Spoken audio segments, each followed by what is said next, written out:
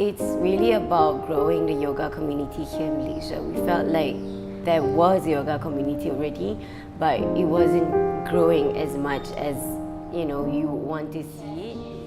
Now keep your elbows. So I'm 27 years old and I work as a management consultant and a yoga teacher.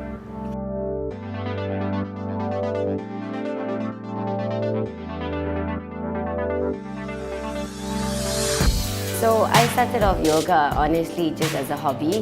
I've always liked, stretching, doing all this bendy stuff, gaining strength obviously.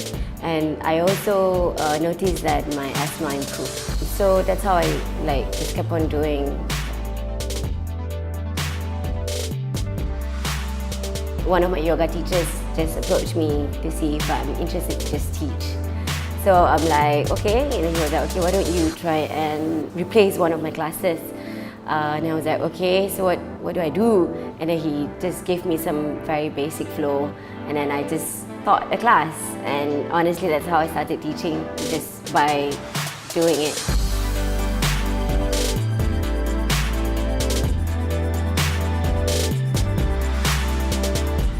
How do you manage a class, right, when you have different age group, different capabilities, and then how do you make people not give up after their first class? That is very important. So to me, it's really about focusing on them and also giving options. That's very important. So you have to care about your students, each and every one of them. And then I guess after class, it's also about speaking to them, asking them if they have any questions or not. We have always positioned it in a way that it's more than religion, right? It's exercise. It's about the breathing. It's about stretching, flexibility. So it's not so much of telling people that it's not religion, but it's more of showing people what is it otherwise.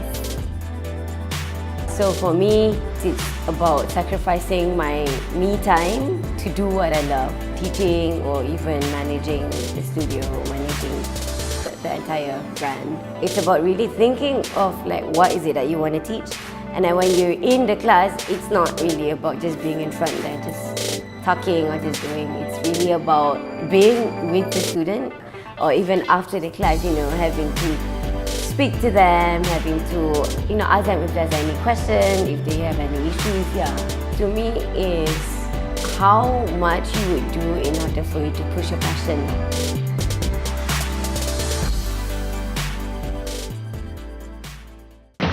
I started gymnastics when I was 9 years old. I actually told my parents, can I actually try out the activity, because it's quite new in Malaysia. Malaysia has made rhythmics a priority, and they pumped a lot of money into this program. So I signed up and I did it in school.